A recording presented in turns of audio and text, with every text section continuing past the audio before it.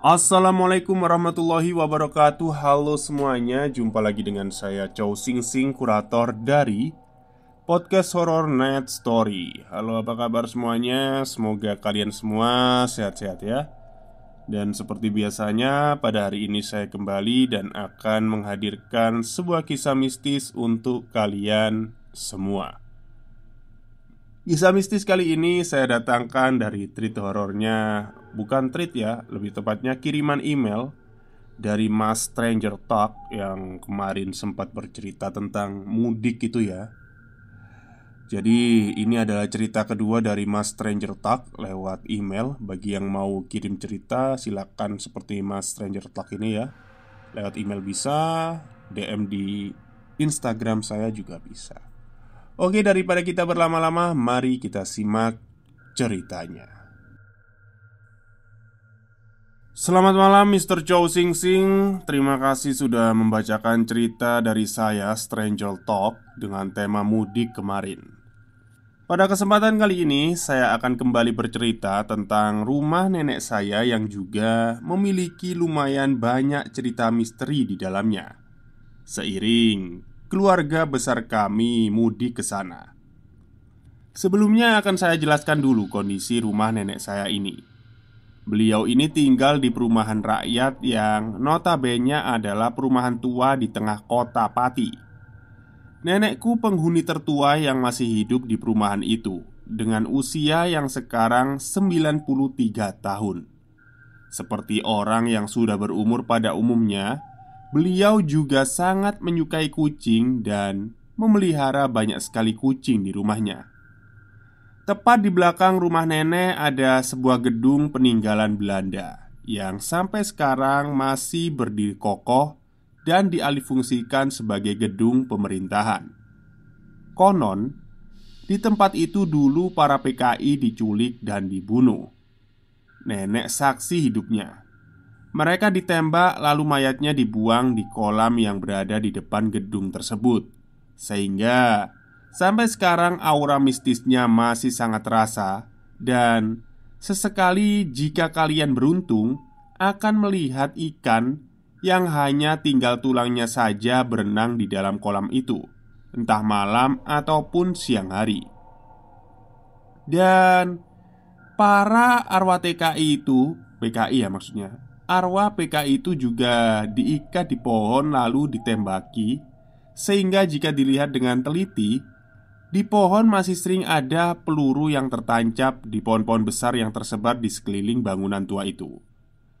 Dengan lokasi rumah nenek yang berdempetan dengan dinding pagar besar bangunan yang memiliki latar cerita kelam tersebut, tentunya aura mistisnya juga menyebar ke rumah nenek saya. Kejadian aneh yang pertama, pernah ada suatu hari saat momen lebaran di malam hari pasti ya. Kami semua berkumpul menghabiskan malam dengan sekedar ngobrol dan menyantap makanan di teras rumah nenek. Tapi saat tengah asyik ngobrol ada suara keras biur dari arah kamar mandi. Seperti ada sesuatu yang terjebur di bak mandi dengan cara melompat dari atas. Pokoknya dengan cara dilempar lah. Lalu om dan ayah saya melihat ke dalam kamar mandi. Dan benar saja, air masih berguncang. Dan sudah ada tumpah setengahnya. Baru saja hal terjadi di sana. Nenek dengan tenang berkata, "Walah, palingan yo si Klewon adus. Walah paling si Kliwon mandi gitu ya." Percaya atau tidak percaya, orang zaman dulu banyak memiliki peliharaan atau penjaga seperti itu. Kalau kata nenek, si Kliwon itu peliharaan atau penjaga kakeknya nenek dahulu yang masih ikut turun-temurun sampai sekarang. Dia berwujud Mr. G. Mr. G. Oh, genderuwo gitu ya. Nenek memang masih memegang teguh kepercayaan leluhurnya. Seperti salah satu contohnya pernah pada suatu malam saya terbangun dan hendak ke kamar mandi sekitar pukul 12 atau jam 1-an malam lah ya. Dalam perjalanan ke kamar mandi saya melihat nenek tanpa menggunakan pakaian apapun, berdiri di samping sumur yang masih berada dalam lingkungan rumah nenek, dengan mendongakkan kepalanya menghadap ke bulan dengan rambut terurai. Dan dewasa ini saya baru berani bertanya kepada nenek perihal kejadian itu. "Ya, itu untuk awet muda dan panjang umur," jawab nenek saya singkat. Untuk diketahui, nenek saya meskipun usianya 93 tahun, beliau ini masih sehat dan bugar. Giginya juga masih banyak yang utuh, hingga tidak perlu memilih-milih makanan. Kejadian yang kedua, dulu di rumah nenek ada banyak boneka dan juga ada jam dinding kuno yang berdentangan keras ketika jam menunjukkan waktu pergantian setiap jamnya. Dulu waktu kecil sempat kukira nenek cuma menakutiku dengan sepupu-sepupuku yang seumuran denganku. Ketika nenek bercerita jika jam 2 malam biasanya boneka-boneka nenek akan bergerak dan berjalan sendiri. Ya, palingan supaya aku dan para sepupuku ini nggak tidur terlalu malam aja ya, pikirku saat itu. Karena ditakuti dengan hal seperti itu. Sampai pada suatu pagi ketika aku dan para sepupu akan memainkan boneka-boneka itu, ada dua boneka yang menjadi fokus perhatian kami. Mereka tidak berada di tempat yang semestinya. Dan yang lebih kagetnya lagi, waktu kami melihat di kakinya, di masing-masing kaki boneka itu ada kotoran kucing yang menempel di sela-sela jarinya. Dengan refleks boneka itu langsung dilempar oleh sepupuku. Hingga sepupuku yang lempar boneka itu sampai sakit panas beberapa hari. Setelah kejadian itu, nenek langsung memasukkan boneka-boneka itu ke dalam ruangan sempit di dalam rumah yang dulu entah dipakai untuk apa, dan sampai sekarang gak pernah dibuka. Sekian dan salam. Oke. Itulah cerita dari email ya, Stranger Talk. Bagi yang mau kirim cerita silakan di email saya yang ada di deskripsi ya. Jadi kalau lihat foto yang dikirim Mas Stranger Talk ini memang kayaknya gedung pemerintahan ya, masih aktif kayaknya ya di daerah Pati sana. Mungkin yang daerah Jawa Tengah atau daerah Pati sekitarnya tahu ya gedung atau yang dimaksud dalam cerita ini gitu. Kayaknya sih ini gedung-gedung entah dibuat kantor bupati atau apa ini, nggak tahu juga gitu. Oke, mungkin itu saja cerita untuk hari ini. Semoga kalian suka. Dan memang perlu kita ketahui ya, di tahun waktu itu di tahun 65 memang kita itu benar-benar kelam ya.